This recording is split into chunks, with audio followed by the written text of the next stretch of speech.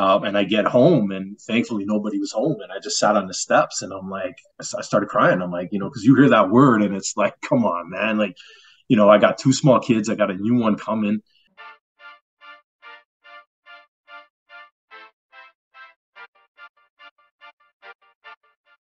Real Talk with Scorpio, Season 5, Episode 8. I'm pleased to have my guest, Louis Demopoulos. When I started my job at the current job that I'm in 16 years later, Louis actually welcomed me in 2006. There was many friendly people that I met at this company, and Louis approached me and we became good friends. We talked every day, we laughed, we joked, and we'll get more into what happened when Louis departed the job. But today's topic is a sensitive topic. A lot of people we know have this disease, cancer. We know a lot of people that passed from cancer. Louis was kind enough to come on and share his story today, and I hope it helps anyone that's listening or watching. Louis, welcome to Real Talk with Scorpio. How you doing today? Doing well, Peter. How you doing, man? Good, man. It's been a long time, bro. Yes, yes, yes. What is it? 15 years, maybe? That's Yeah, yeah, about that. it's a long time. And it flies. Yes. Okay, Louis, let's get this timeline going. So on Real Talk, we like to build that timeline. So first, where were you born and raised, man? I was born in Toronto. I was raised in Scarborough, pretty much my whole life. So this is another Scarberian, man. So what's funny is I was raised on the borderline Scarborough, North York, right? Victoria Park. So we were probably close to each other. And what's your background? Let everyone know. My background, I'm a Greek. My parents were born in Greece, immigrated here, and I was born here. So I'm a Canadian Greek, and that's what I am. Yeah. And I know what school you went to because I know some people that went there, but let the people know what school you went to and how was your school life, man? It was good. I went to Sir John A. Macdonald in Scarborough on pharmacy there. I think eventually they might end up changing the name, unfortunately. So, due to reasons, times have changed. Okay. So I went there, and for my last year, I actually went to Wexford just so I could finish school a bit faster. So, sort of been all over Scarborough there, meeting people and, meeting some really good people. Yeah. So you went to Wexford. So my last guest that I just interviewed, she went to Wexford too. What year? Do you remember the year you went? I was at Wexford 93, if I'm correct. Yeah. So Yeah. 1993 was my final year there. I was there for a semester and did my thing there and was off and running from there. Yeah. What'd you take? Because Wexford is that art school. So I just interviewed my guest who's a painter. What was your Oh no, I didn't really have a major. I just went there to finish my I needed like 2 or 3 credits more. So instead of staying for a whole year at Sir John A. Macdonald, I said, all right, me and about 6 or 7 of my friends at McDonald's said, okay, let's all just go to Wexford. Because there was a little Greek background there too. So we were sort of blended in there and, we did our thing for their semester and, I finished my courses and graduated from there and I was done high school from there. Yeah, and even touching on school though, I want to touch on some sports because we were sports guys, you know what I mean? Mm-hmm. But how were you in the English and the math, man, or the sciences? Did you like those subjects? The math, I was up at the top there. I was actually in the top 5%, always in my classes and in school. So math, I loved. I love stats and I love numbers because I love money, right? So it's so all coincided together, right? Yeah, Budgeting and all that other stuff, odds, gambling odds and stuff. yeah. So, English I liked. I love reading books and stuff, but when we started delving into Shakespeare and stuff and was like, oh, this is a little old, but so it Yeah. turned me off from that. But, I still read books now and, been reading biographies and stuff, Tiger Woods, Andre Agassi, other people's stories. I find it interesting. Yeah. You know what? I don't know if you remember this, man, but I didn't like math. But when I became the trainer at our job, I didn't know how to calculate the percentage of a percent. I forgot what it is. Like if someone got a mark on Like I gave them a test. They got 17 out Yeah. of 20 and it Yeah. was worth 20%. I was like, how do I get that calculation? I don't know if you remember. You were the one that helped me with that because I've never done Yeah, it. yeah. No, it's I've always enjoyed numbers because, like I said, it corresponds with money, right? So, Yeah. it always sort of drove me to count my pennies, be sure how much I can calculate the taxes in my head, right? So, how much do I owe you? How much do you owe me? And that's how it goes. Yeah. Okay, so what happened after oh no, you know what? Sports, man, because I Mhm. was the volleyball basketball guy, but go ahead and tell me what sport you excelled in, man, because I know you still Uh, play. Well, I'm a big soccer guy. Mhm. So I was playing soccer up until I went to high school, Mhm. and I started hanging out with my Greek Italian buddies, and Yeah. that turned into hanging out at a donut shop and not playing sports. But Yeah. thankfully I kept my figure, and I restarted again when I was 25, and Yeah. I've been playing ever since I was 25, and I played pretty competitively. Mhm. So right now I actually play for Aurora's over 35 team in the Yeah. York Region League. So we play against Newmarket, Mount Albert, and other areas in York Region. Mhm. It's good. It's good. It's keeps things competitive. I'm able to sort of vent my frustrations on the field. It keeps me fit. That's my cardio. Mhm. So it's really good. So I've sports when it comes to soccer. That's what I do a lot. Mhm. I try to do other things here and there. I picked up cycling during COVID. Yeah. So I was waking up early Sunday mornings, going for 25, 30, 40 kilometer rides, Wow. Mhm. coming back in the 2 hours. I went to do that this past summer, and unfortunately, I was all dressed and ready to go. And my wife had the baby and said, "Oh, look, you're up. Here you go." Yeah. And so that meant I wasn't going anywhere. So I had to put that on the back seat a little bit. But my philosophy has always been just do something. As long as you're doing Yeah. something, just keep moving. Whether it's walking or I'll go for walks. As long as you're doing something, you're benefiting yourself. Yeah. Wait, so on the soccer conversation, I remember when we were at work, you would be sometimes you'd go after work, like Mm-hmm. you were in the league and stuff. Did you ever want to go pro or try to make it professional? By then it was too late. You know what? I'd love to. My big joke is, somebody in Division 3 in Belgium is going to see me, and I'm going to go play there. Yeah, yeah. Probably pay me in cabbage rolls or something. But it was always there. The problem is usually you get noticed during those times where I stopped. Yeah. Right. That's during high school, that's where you get noticed and things take off. Right. So, I Yeah. stopped there, and unfortunately, when you have priorities such as school and you start working part-time jobs and stuff, then some things start to take a back seat, right? Your social life, and you don't know what your priorities are at the time, right? So Yeah. yeah, it's always there. It's still in the back of my mind. Yeah, I'm 47 years old, but in my mind, I feel like I'm 25 and I could do all those things. Yeah. I'm not as fast as I was, Mhm. but which was the benefit of growing up in Scarborough. But Yeah. uh, you play smarter, right? Yeah. You do smarter things. You pass the ball off. The ball's going to move faster than you, type of thing, right? Mhm. So, that's that. It comes with age. So. Yeah. Yo, one thing I want to ask you, man. I noticed like you seem like me. Like I don't feel my age. I'm 49. You just said you're 47. I don't feel my age, but when I hit the weights or if I try and do things like I used to jump high, right? But Mhm. I feel it in my knees the next day. So I don't feel it mentally, but I'm Mhm. starting to see that my body's like, hey, buddy, you're you're 49, man. Like take it Yeah, easy. yeah. You got to twerk some things. Yeah, Yeah, in yeah. order you can't go all out. I remember when I was 20, when I was working with you, I went to a tournament in Chicago, and we played Mhm. a soccer game on Friday. We had three on Saturday, two on Sunday. So six soccer games over the span of 3 days.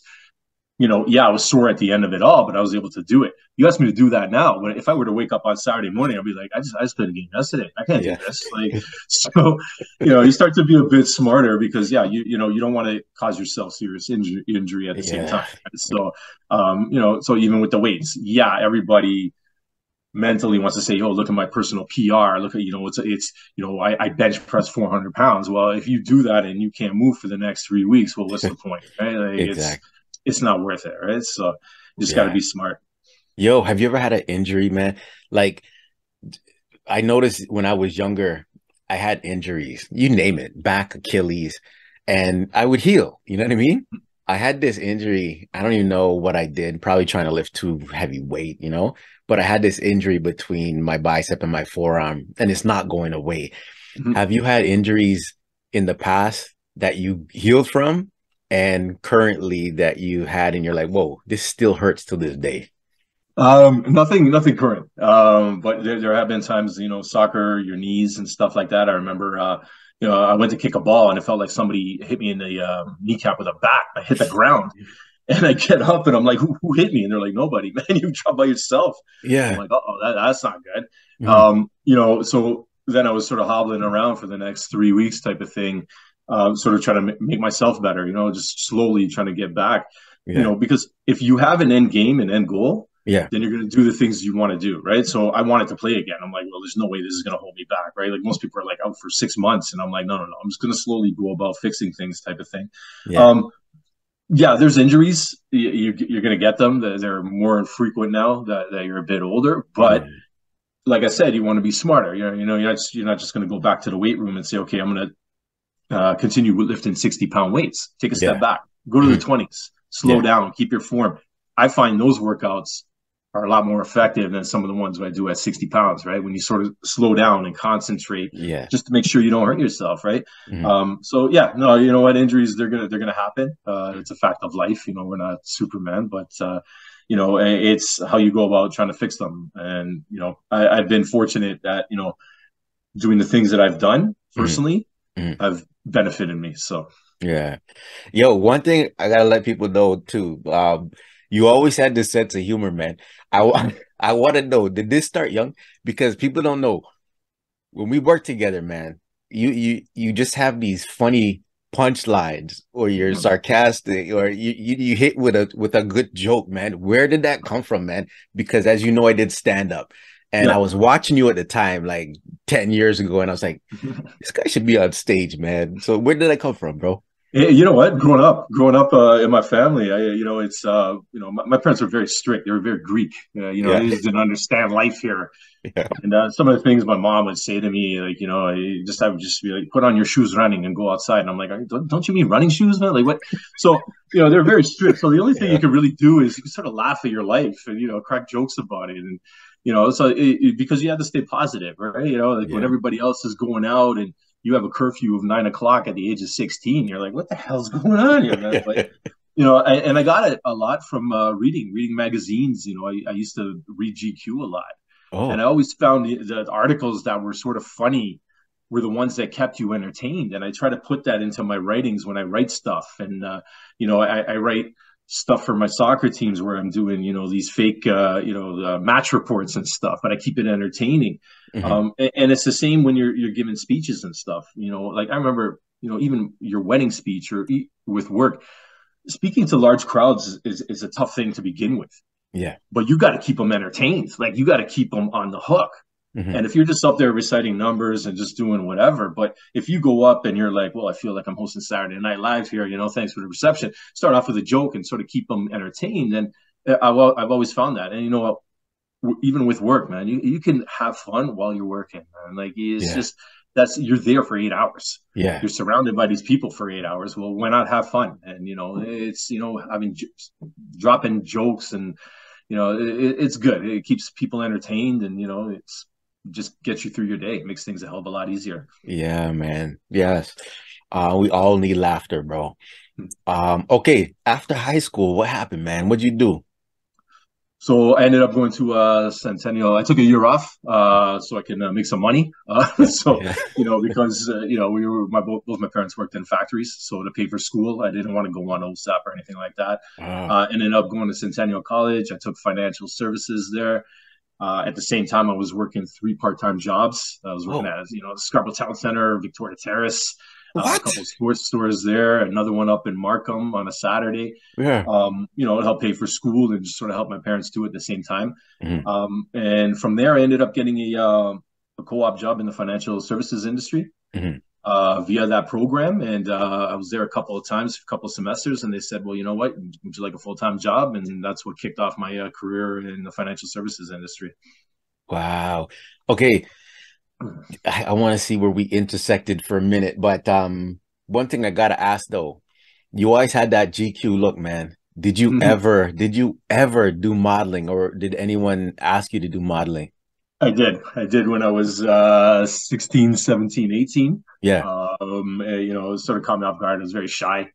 It was predominantly sort of mall shows, mall fashion shows. I Okay. don't know if you remember, what's that mall, Warden and St. Clair? That mall used to be there. They tore it down and they built Yeah. up Warden Woods. Warden Woods. Warden Woods. Yeah. Hmm. So, you know, I did a couple of fashion shows there. I did a couple of online things for actually a vodka company. Yeah. You know, when the internet first started coming out with ads and stuff on the internet. Yeah. But you know, I was always very shy. I was very, you know, I can't, people telling you you're this, you're that. It's like, no, man, I'm not. Like I've always said, you know what, oh, that guy's better looking than me. Like, what are you talking about? You know, Yeah. go with that guy, right? Yeah. But Yeah.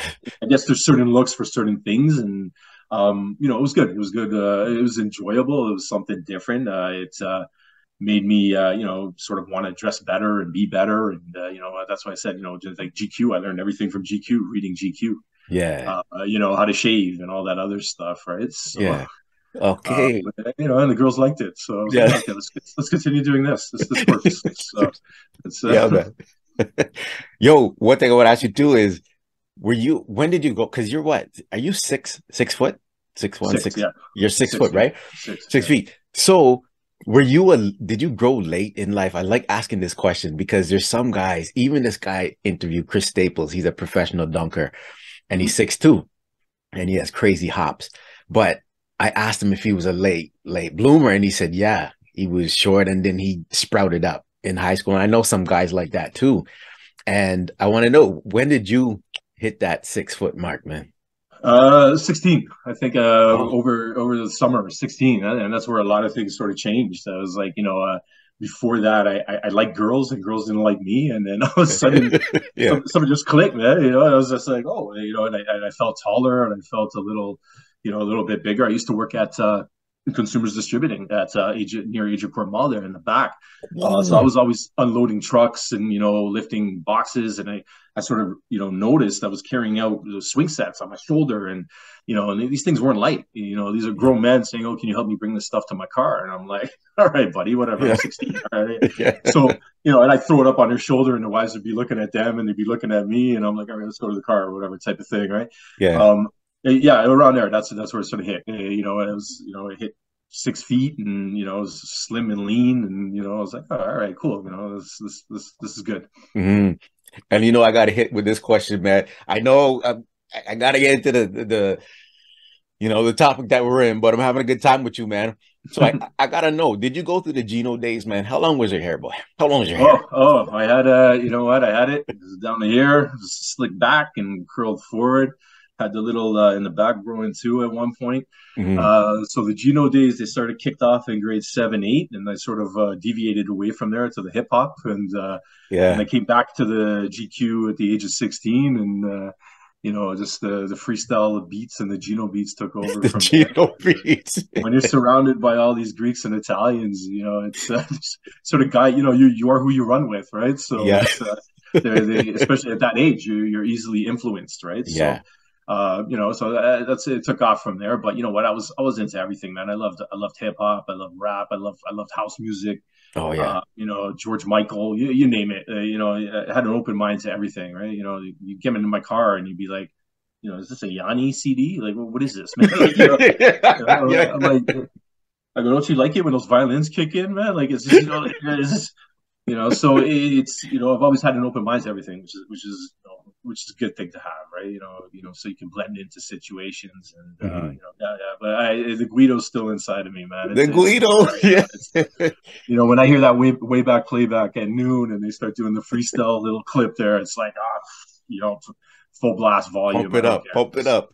You know, Okay, you know the jobs you had. Again, I'm getting to the intersection when we met, yeah, but yeah. the jobs you had, did you get your license at 16? Were you like eager to get it and then boom? License, driver's license, Yeah, your or driver's license. driver's license. You know what, man? I didn't get until the age of 18. I was in my Like final me? year of high school. Yeah. You know, my parents never let me. So I got, you know, you know, the G whatever and stuff like Oh, that. you But fell into that category. yeah, no, well, not the G1, G2, but I think you had to get something specifically first. Yeah, the 365. Yeah, 365, right? And then yeah. And but my parents never they didn't let me use their car. They're like, oh no, we're not going to teach you, man. We're not, Yeah. that's the one thing in life. It's always been you want something, you got to do it on your own, man. Mhm. So, my buddies actually, they were like, okay, listen, we're sort of sick of driving you around. We'd like you to get licensed so you could drive our car so we could go out and have a good time. Yeah. So they started taught me. My friends, they taught me how to drive, right? So, so I got licensed, but again, my dad wouldn't let me use the car. But he did me a favor. He said, okay, well, you know what? I'm going to put you on the insurance and you can pay me for the insurance, but I'm not going to let you drive the car. But then this way you have a history on insurance. So when Yes. you get your own car, things will be cheaper for you as opposed to being a brand Yeah. new driver with a new car type of thing. I said, okay, that's great, man. Thanks a lot. But, whatever, man. Like, so, it's, age of 18 is when I got it. I remember, it was a big, big day in my life. But, Yeah. it wasn't like, okay, I was hopping in my car driving everywhere now. Now it was like, when we turned 19, they were like, all right, Louis, man, we're going to get hammered tonight. You're not. You're going to drive us home. And I'm like, all right, whatever. And I used to enjoy it because my friends had, being the Genos that they were, IROCs The and cars. Camaros. Yeah, yeah. I'm like, yeah, man, I'll drive your car home. Not a problem, man. Like, so, oh, hey, Louis, slow down. I'm like, oh, don't worry, man. I'm only doing 30. Don't worry. So, but it's age of 18, man. Yeah, that's what we have in common too. We have a lot in common, man. I got an 18. All my friends, 16. As soon as they hit 16, they went for the 365. Then they got their full license. But I waited to 18. I'm glad I did though. Um, okay. So now the intersect when we met. I started Medical Alert in 2006. When did you start? I think 2006, but earlier in the year, Yeah. if I'm correct.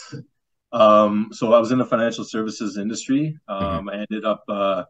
It's sort of a funny story. My company got bought by another company, Hmm. and one day my boss came to me and he goes, "Hey man," he goes, "Let's go for a walk. Let's go for a smoke." I said, "But you don't smoke." he's like, "Let's go for a walk." I said, "All right, cool." So he turned to me, he said, "Listen, man," he goes, and what happens is usually when companies buy your company, then they start making changes and Yeah. stuff after a year. And he said, "Listen, man," he goes, "I got the word." He goes, "I gotta let you go." And I'm like, "What?" He goes, "Well, I gotta let you go." I'm like, "Well, how long do you have to do it?" He goes, "I got about 3 months." He goes, "Giving you the heads up, go see if you can find yourself a job, and then come back to me, and then we can sort of give you a package type of thing, and then you got a good start." I said, "Oh man," I go, "That's an amazing thing. He really risked himself by telling me that Yeah. because he could get in trouble for that." So it was funny. So I get back to my desk, and an hour later, Catherine messages me, and she had just got back from maternity leave at Hmm. Medical Alert, and Yeah. she's like, "Hey, how you doing?" And I'm like, "Not bad." I'm like, "It's not my baby, leave me alone," type of thing, right? And she's like, "I'm not, how things, and I said, "Oh, they're good, whatever." She's like, "Well, we got this position open up here that I think you'd be perfect for.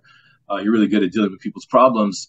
This response and resolutions officer just to take care of our issues, sort of like an underpaid lawyer." I said, "That sounds great, man." I go, Yeah. it's funny you say that. So I went in the next day. She hired me on the spot. So I come back the following day and I said to my manager, I said, "Come here, man." He said, "What?" I said, "You can let me go." He said, "What are you talking about?" He goes, "You found a job?" I said, "Yeah." He goes, "Already?" I said, "Yeah." I go, "Let me go tomorrow, man." He goes, "What?" I go, "I told him I start next Monday. So you got to let me go tomorrow." I Yeah. said, "And it makes you look good because if they said to you, you got 3 months to get rid of this guy and you got rid Hmm. of me within a week, Yeah. I go, everything's great, man." So, you know what? The next day I came into work and we sort of had it all planned out, and they sort of walked me out at noon, and I was like, "All right, thank you, take care," and I got a nice little package, and boom, I was off and running that medical right there, right? So Wow. it was a good change, man, because went from dealing from people's money problems Hmm. to the next biggest thing in people's problems, like health, Health. and Yeah. health was huge, and it was a good wake up call. I was there for about 3 years, and it was a good wake up call in regards to what's important and what's not, Yeah. especially when it comes to health, right? So, to hear other people's issues. Yeah. Yeah. So thanks for sharing that. You never told me that story.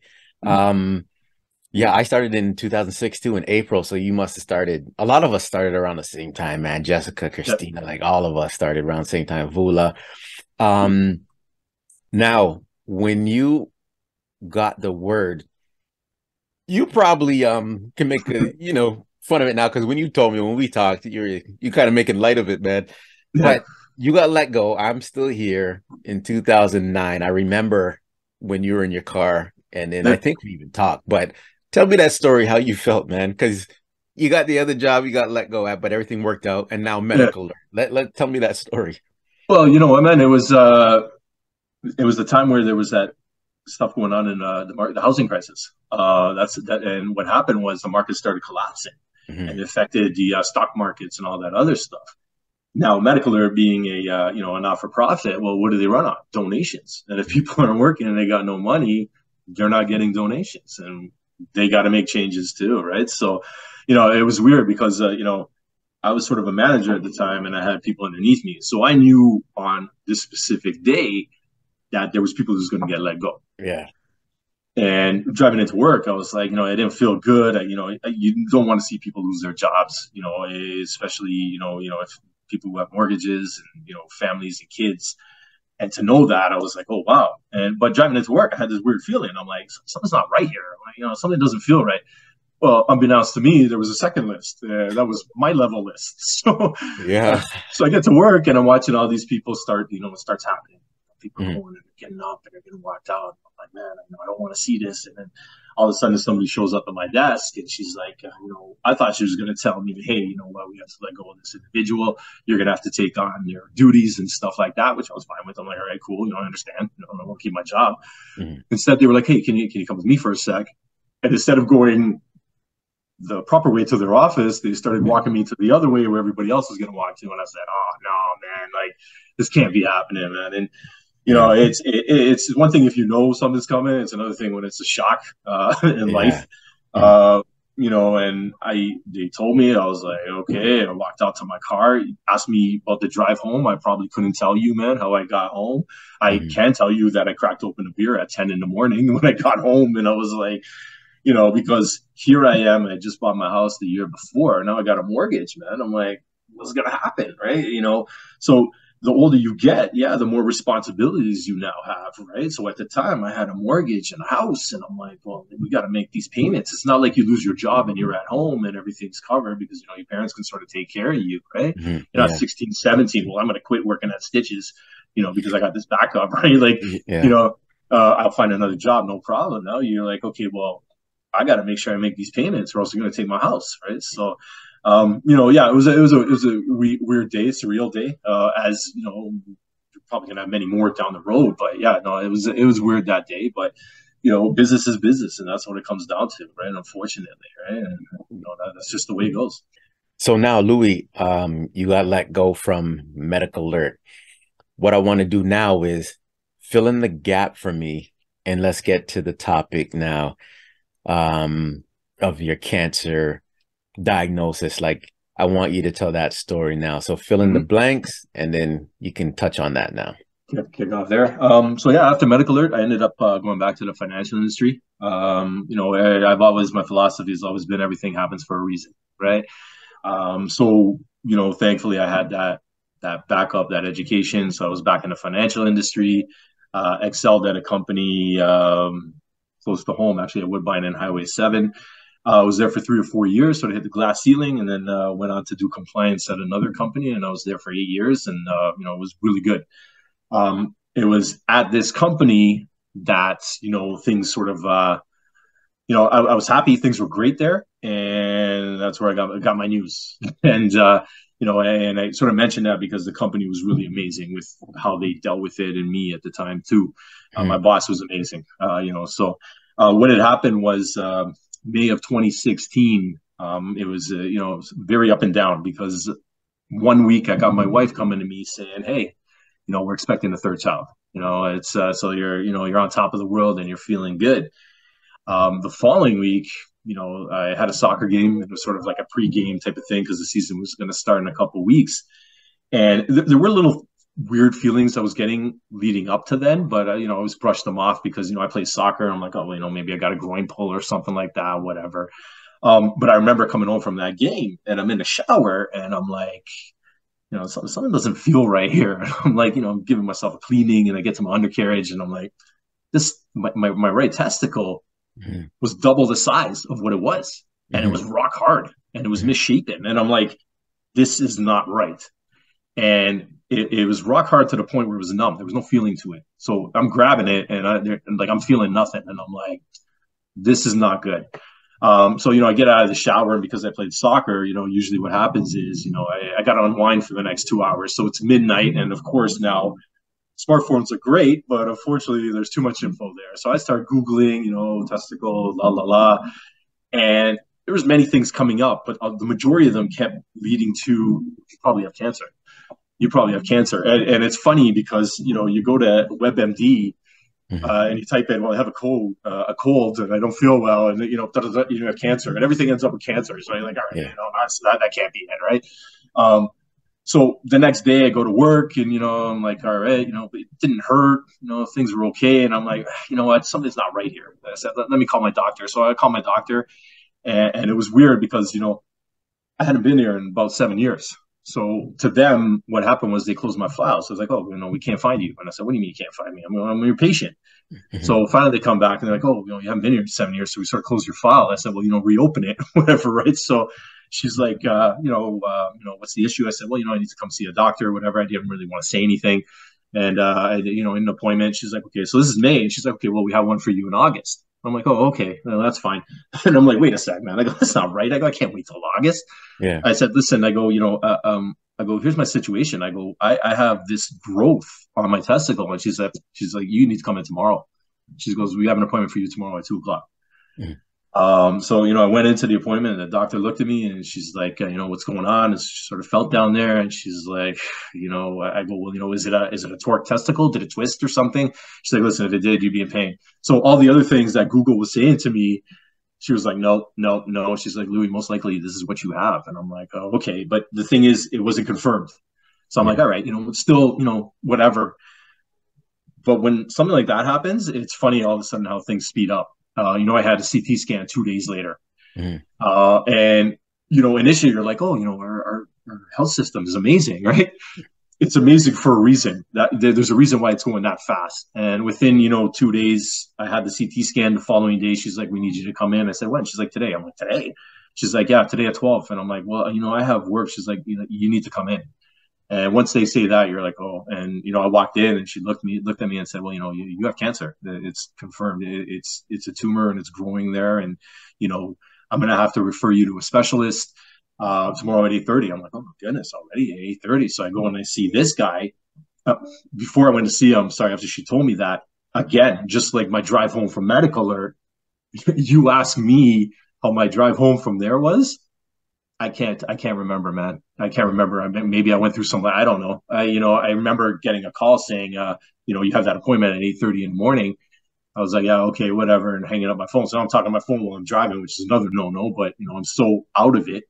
And I get home, and thankfully nobody was home. And I just sat on the steps, and I'm like, I started crying. I'm like, because you hear that word, and it's like, come on, man. Like, I got 2 small kids. I got a new one coming. And then my wife's texting me saying, how did your appointment go? What happened? And I'm like, I can't tell her. She's sitting at work. Like, she's going to break down, but she needs to know. Right. Mm-hmm. And, so I took an hour to myself, and then, I called her, and I'm like, listen, this is what's going on. And you should keep your composure. And, she came home, and, she gave me a hug. I had the kids there, and she goes in the kitchen. She comes back in, she starts crying. And I'm like, listen, I go, you can't cry in front of the kids, man. You can't be doing that. Like, mm-hmm. Let's go to bed. So the kids went to bed early. That's when they were small enough to be able to put them down at 8 as opposed to 10:30, 11 o'clock now. Mm-hmm. And, we both went to bed, and we just sort of lay there holding each other. And, she was crying. And in my mind, I'm like, we got to sell the house. We got to do this. We got to make sure these guys are good. Am I going to be around? Like, mm-hmm. your mind is going a million miles a second, right? The next day, went to see the specialist. He took me before he even opened his office, type of thing. That's how quickly they moved me in. And he's like, listen, man, okay, you got this for sure. You were going to get a blood work. We're going to send you for a bone density scan. We're going to send you for this. We're going to send you for that. And you're like, whoa. And he's like, okay, we're going to try and get you for an operation tomorrow. I said, tomorrow? I'm like, I got work. And he's like, he stopped, and he's like, are you listening to yourself, man? He goes, work. He goes, this is your top priority right now, not work, man. Like, and I stopped, and I'm like, this guy's right. I go, what the hell am I worried about work for? I'm like, this is about my life, right? So that's where it sort of kicked off. And, the operation happened. He wanted to do it the next day. He couldn't, so he did it the following week. They removed the tumor.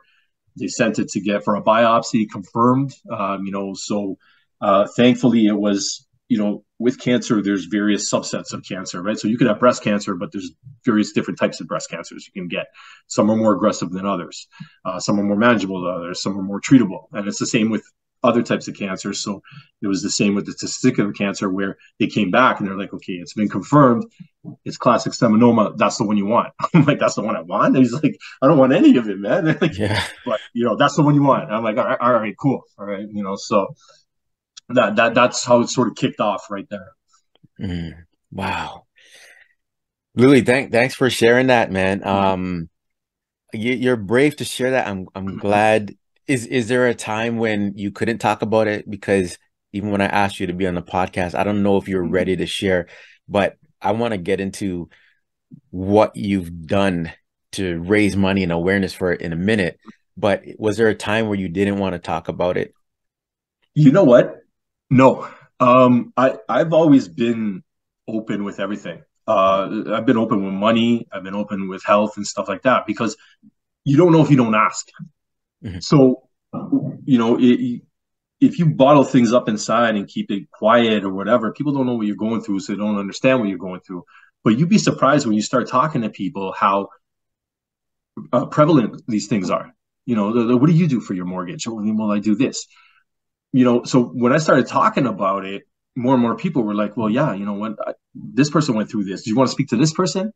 And it opened up all these doors. And I remember my father-in-law coming to me saying, hey, listen, you know what? I worked with this guy 15 years ago who went through the exact same thing you're going through right now. And he goes, would you like to talk to him? I can ask him if he wants to talk to you. And I said, you know what? Yeah, that'd be great.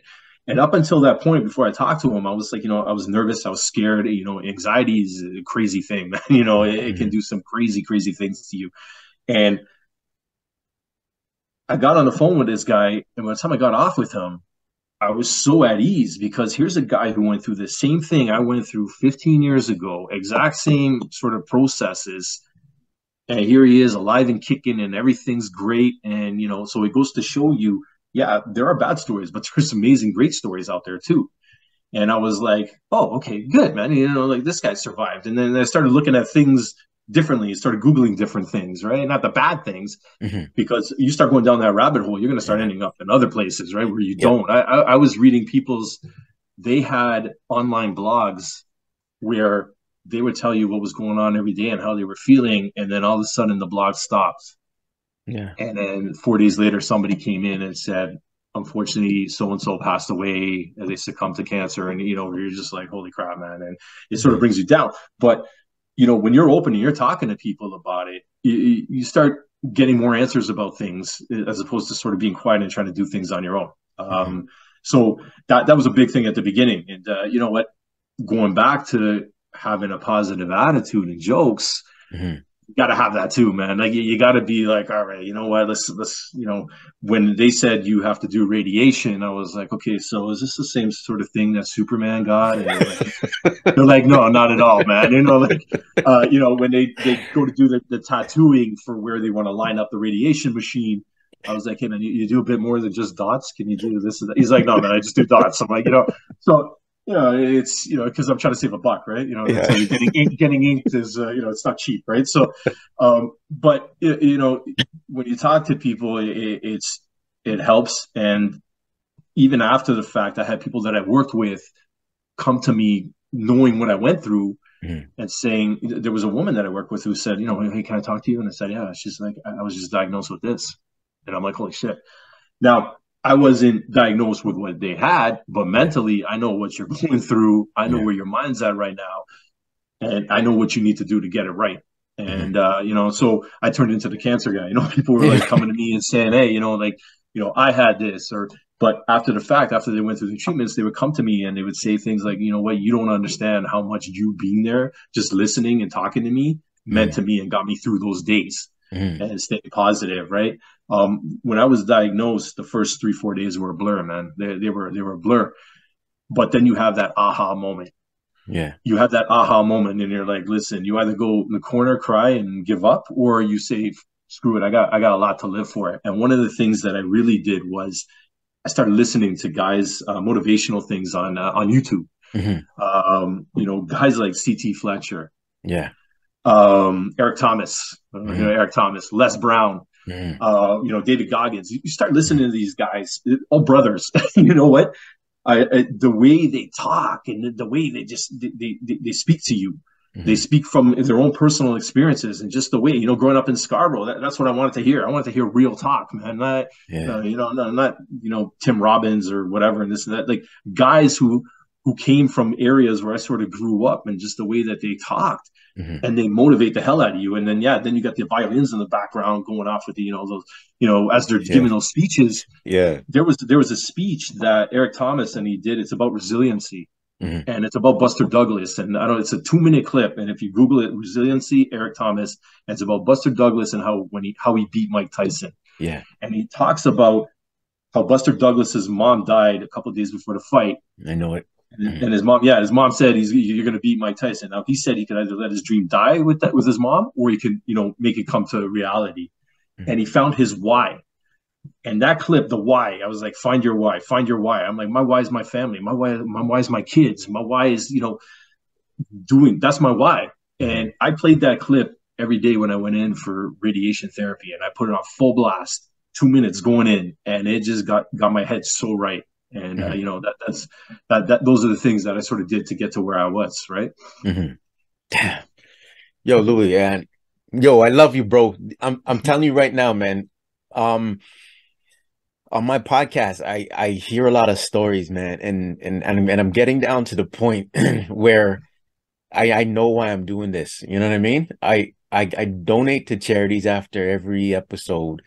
I got my stories out there from my special guest, and it's just getting deeper. And I know my purpose now.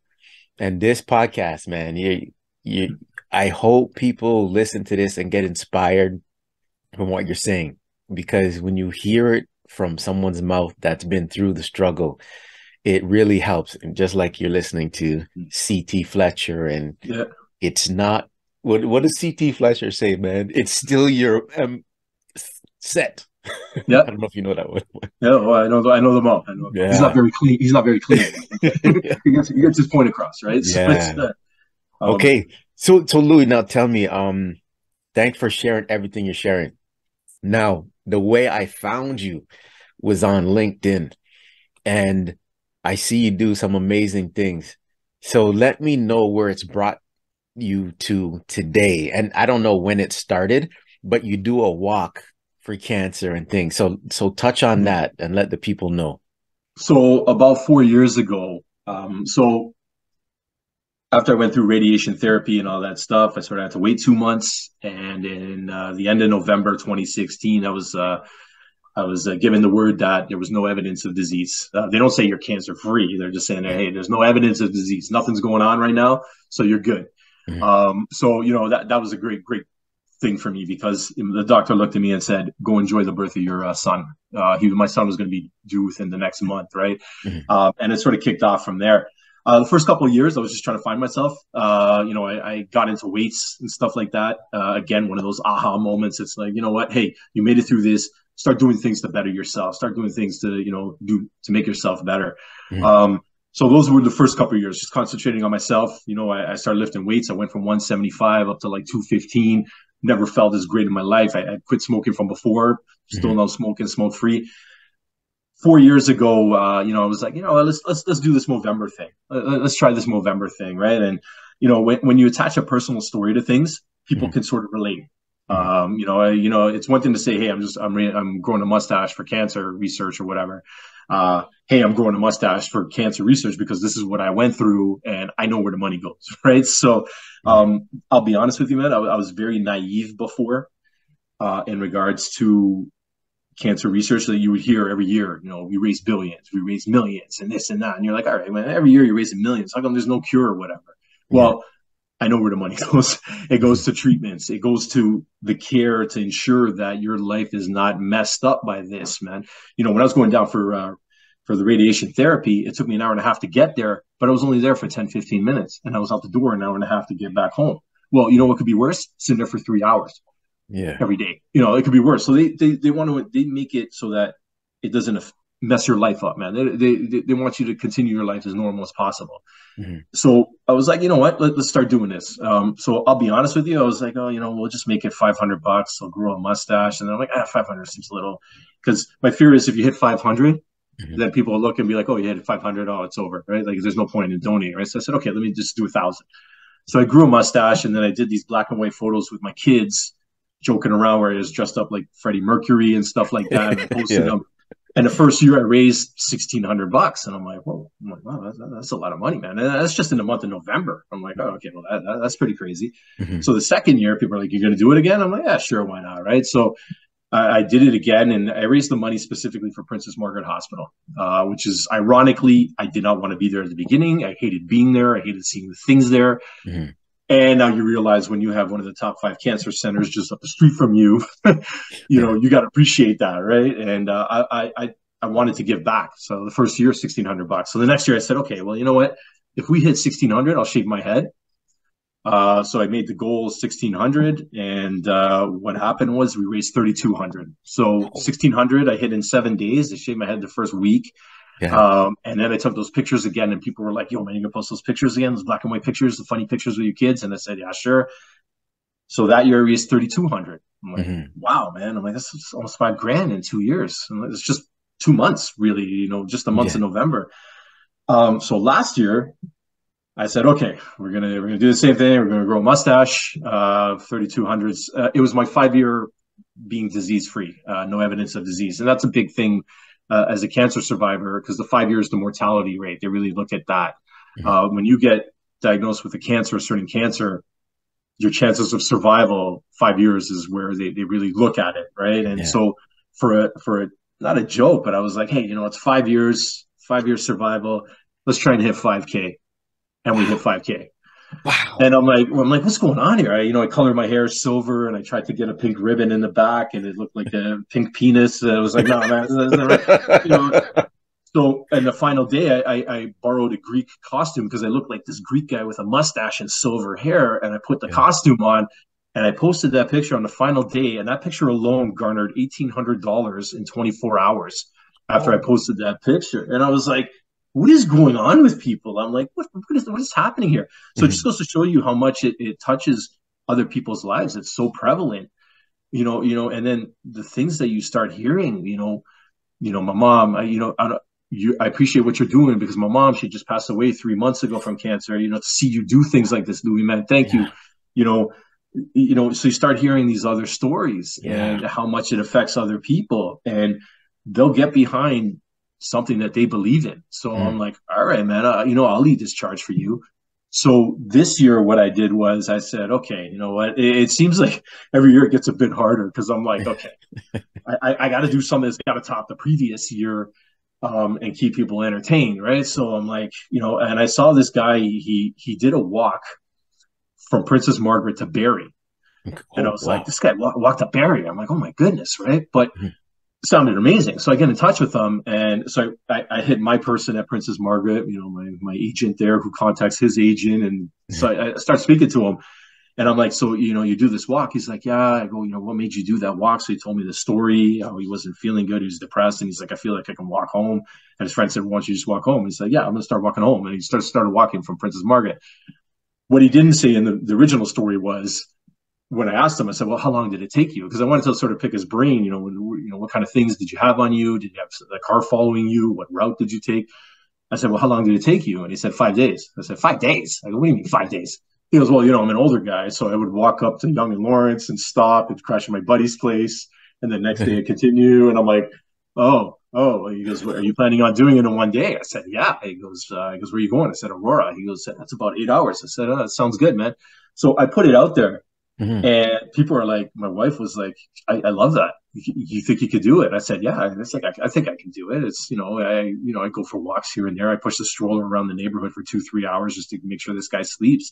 So Mhm. this year I said, okay, I'm going to walk from Princess Margaret on the final day all the way home to Aurora, straight up Yonge Street, because that's Aurora's bang on Yeah. Yonge Street. Yeah. And people started donating. And then again, it just blows your mind. I had a guy on my soccer team, $1,000. I'm like $1,000. I'm like, what the hell, man? Like, and So I was going to do it on the final day, didn't care about the weather.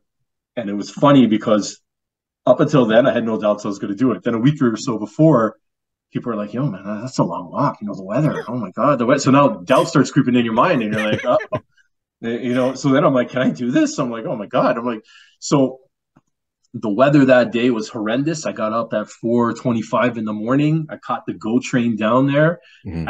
I was dressed in layers. It was raining that day. I had a backpack full of clothes. I had a mustache. I get to Union, I take the subway up to Princess Margaret because I don't want to waste any steps. And then Yeah. I start walking across. So I check into Princess Margaret on Facebook. But if you don't know what I'm doing, people are like, why is this guy checking into Princess Margaret? Oh my God, because I'm like, it's go time. They're like, oh my God, was he going for treatment? Mm-hmm. So then I walk across and I start walking up Yonge Street, man. And it's raining and it's like +4, but it's raining. But it probably benefited me because it was cooling me off the whole time because it was just in layers, right? So Yeah. I'm like, all right, I'm walking, and when you start walking downtown, the benefit of walking downtown is the main streets aren't that far apart. Right. So mentally, you feel like you're accomplishing more. Within Mm-hmm. an hour, I was at Yonge and Eglinton. I'm like, I'm already at Yonge and Eglinton. It's amazing, man. But then as you start going more, the streets start getting bigger. So now York Mills, Lawrence York Mills, and you're like, Yeah. and there's some stuff to see there. And then you get to Shepherd, and now you're in Shepherd. And it took me about 4 hours to get to, was it 4 hours? No, 2.5 actually, just to get to Yonge and Shepherd. Mm-hmm. And now you're walking through Koreatown and Little Koreatown, up Yonge Street, it's all Persian. And Mm-hmm. but now they're getting bigger and bigger, the gaps. And then you Yeah. hit Steeles, and now after Steeles, it's like, oh my God, this is just ugly now. Like there's bigger gaps, and there's not really much to see. So I hit Yonge and 16th. It took me about 4.5 hours to get to Yonge and 16th, and I'm like, okay, I'm gonna dip into the mall Yeah. and change my clothes because I'm soaked. Well, I Mm-hmm. walk into the mall and everybody's staring at me because I've been out in the elements for the past 4.5 hours. I'm soaking wet. I look like I'm homeless, carrying my clothes in a backpack. Yeah. Security's staring at me, and I'm like, I'm not going to be able to change here. I'm like, people are going to think I'm stealing things, right? Yeah. So, I sort of put my battery charger in my phone, so I start walking up again, Yonge Street, whatever. By then, the rain had stopped. Well, now the temps are starting to drop, and now the winds are coming, and I'm like, now it's just gray and ugly, and I'm like, oh, here we go. Mm-hmm. Yonge and Elgin Mills, my family surprised me. My wife pulled the kids out of school. A buddy of mine, he was there. He filmed them, greeting me. Wow. He said, yo, man, I'm going to walk with you, for a couple of blocks, whatever. I Yeah. said, sounds great. And the streets that he walked, it was, Yonge and from Elgin up, like Mm-hmm. it's just farms and stuff, man. Yeah. Like it's Yeah. just, Gamble and whatever. There's a couple of strip plazas, but I made it to Oak Ridges, and he was like, all right, man. But if I didn't have his company to bypass all that, Mm-hmm. so that was a huge benefit. So we got to there, and I was at Oak Ridges. I'm like, yo, man, I'm almost home. And I don't know if you saw my updates, but one of the biggest things in that story was I'm walking up the road, about to hit Bloomington. Now, Bloomington's the next main intersection before I hit Aurora. Like, I'm almost home. Yeah. And this guy comes out of nowhere, and he's like just saying stuff to me. And I got my headphones on, and I'm looking at him, and I'm like, what? So he looks homeless. I look homeless. I'm Yeah. like, I take my headphones on. I'm like, what's going on, man? And he's like, 32 years. I said, 32 years. I go, what 32 years? He goes, it's been 32 years since I last gave you one of these. And he reached into his pocket and pulled out a popsicle stick. Mm-hmm. And I looked at the popsicle stick, and I knew exactly who it was. It was my cross country coach from public school. And what they used to do was they used to give us a popsicle stick for every kilometer that you hit. And he showed this popsicle stick, and he said, and he goes, you deserve this one today for sure. And I looked up, and I knew exactly who it was, man. I hadn't seen this guy in 32 years. And I was just like, oh my goodness. And just a wave of emotion. So these two homeless guys are now hugging on the side of the this street there. Probably looked like we were fighting, but anyways, and so it was so amazing. He said, I saw your story. He goes, I knew what you were up to, but I wasn't on Facebook. And he goes, I'd be driving up and down Yonge Street trying to find you because I thought you had left at this time and you'd be here based on Google Maps. And then he called another student who said, this guy's been doing this on Facebook. He's saying where he's checking in. This is where he is right now. Mm-hmm. And that's how he found me. And that just uplifted me, and that just took me all the way home, man. And I was like, so it took me 8.5 hours to walk from Princess Margaret all the way to Aurora. It was almost 50,000 steps on the Fitbit, and it was 44 kilometers, which is exactly 24 miles, which is almost a marathon. And I ended up raising just over $10,000 Oh. in the month of November alone for the Princess Margaret Cancer Foundation. And, like I said in my thank you, I'm like, I try to give as much as I can. I got 4 kids, I got a lot of mouths to feed here, Mm-hmm. but I still donate. Mm-hmm. But the one thing I do have that's valuable I can donate is my time. And, that's the thing I figured, you know what, I can do this. I can take a day off work and I can do this. And like I said, again, people will surprise you, man. And, they want to back somebody and they want to back a cause.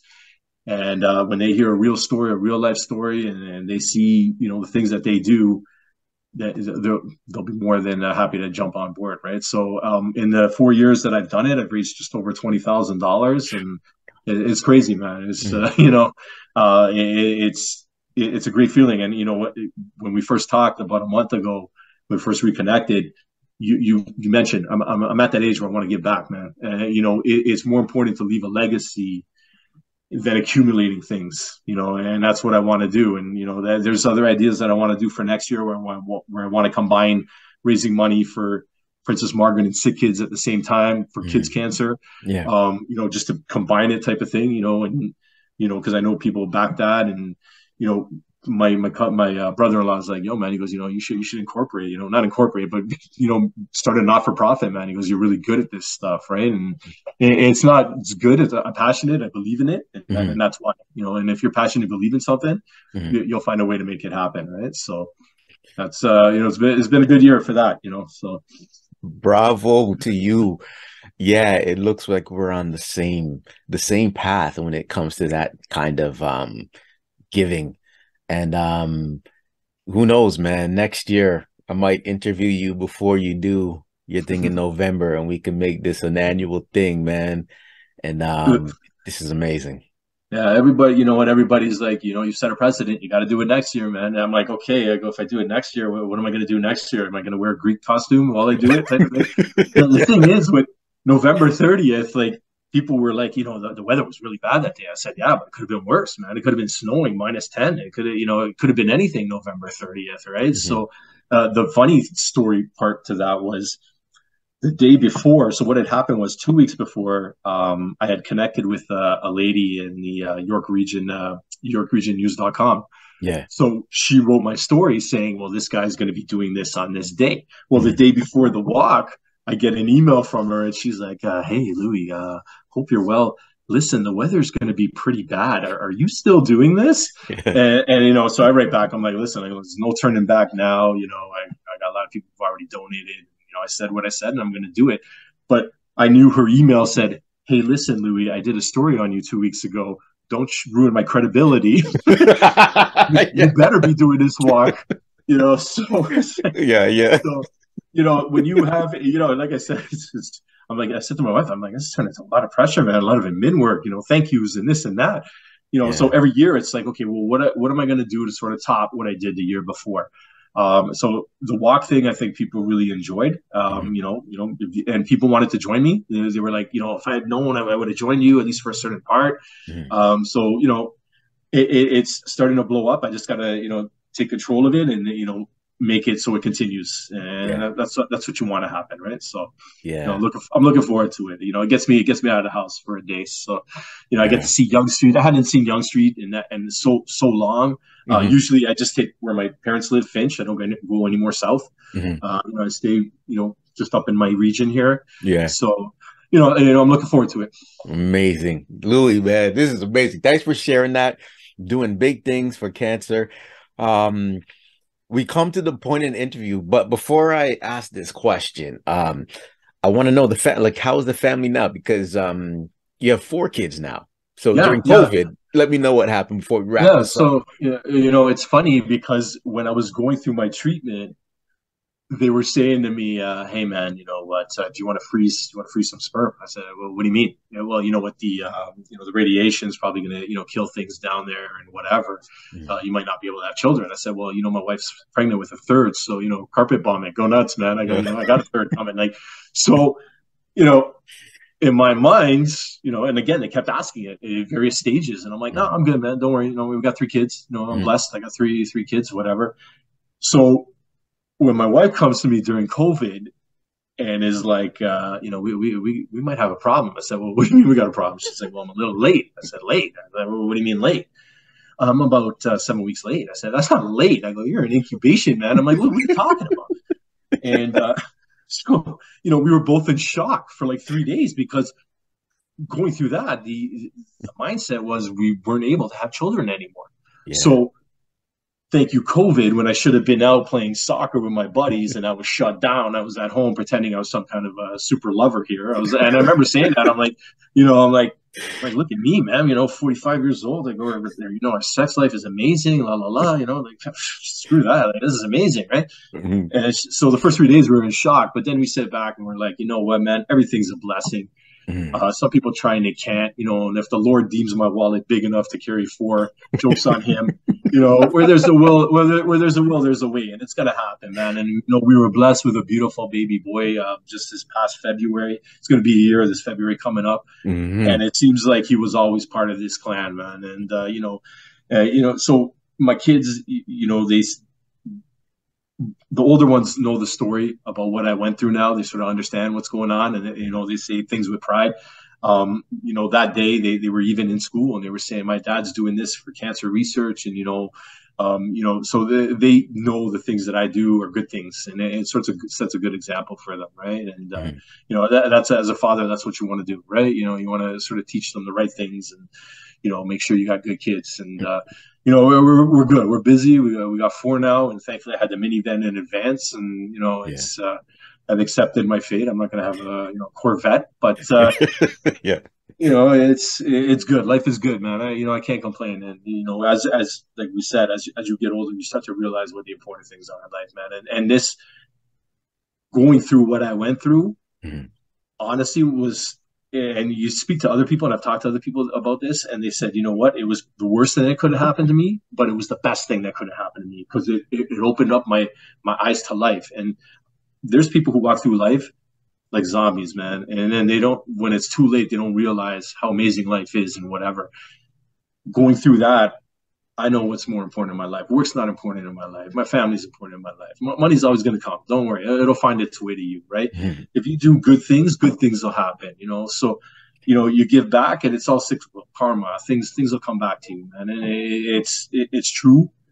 Some people get too much into it, but it's true. And I feel I've never felt amazing about my life and myself as I do right now. Yeah. I've never felt so good. I've never, I'm proud of what I've accomplished and the things that I have, right? And I just want to ensure that other people have it too, and give it back to them, right? And so that people who, my motto is, I'm doing this for those who fought it before, who currently are fighting it now, and making it easier for those who are going to have to fight it in the future, right? So that's it. Well said, man. Well said. Oh, wow. This has been great. But I have to ask my last question. I love when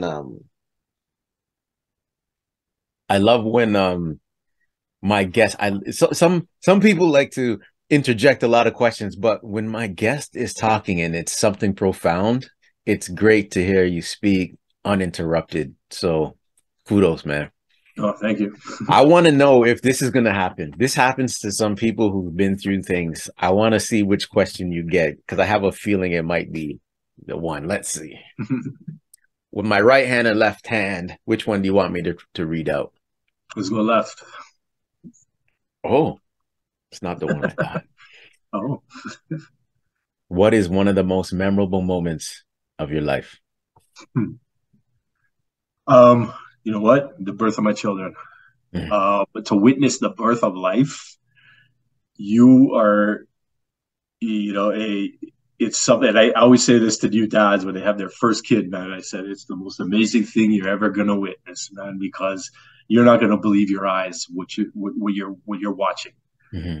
And I remember the birth. You asked me about where I was, what was going on, what the feeling was. Everything.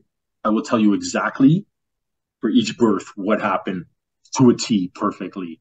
Mm. because those are the most memorable things you're ever gonna witness and see in your life. And it's the miracle of life is amazing, and that's it right there. Yeah. All right, man. Thanks for sharing that. So, Louis, I do this to donate to a cause. So, for episode 8 of season 5, who will I be donating to today? So my page, if you just search my name, Louis Demopoulos, DIY, it's do it yourself. It's Mhm, connected to the Princess Margaret Cancer Foundation. mhm. So I specifically raise money for the Princess Margaret Cancer Foundation. So if you were to Google my full name, DIY, it'll take you to my page, and specifically it goes directly to Princess Margaret, and Mhm. for all the good things that they do. So that's where I'm connected. Perfect. So I'll be donating to that. And then that's also where people can donate to if they're listening or watching right now. Yeah, the page is, it's open all year. It gets active in November, but Hmm. it's the site is open all year. If it's what is it, 27th, if you want to make an impact on your taxes for next year, you got to the 31st, but anytime. But I usually ramp it up in November, because that is, Cancer Awareness Month for men. So that's where I sort of want to, make my impact. But like I said, I'm looking at trying to do things where I can expand it. Hmm. But we'll see. You don't want to rush a good thing, right? So, Right. take your time, baby it, and eventually it'll just grow up on its own. So, Perfect. What a way. I'm just ending this season with a blast, man. Louis Demopoulos, thanks for coming out to Real Talk with Star Scorpio, season 5, episode 8. And we out. thank you.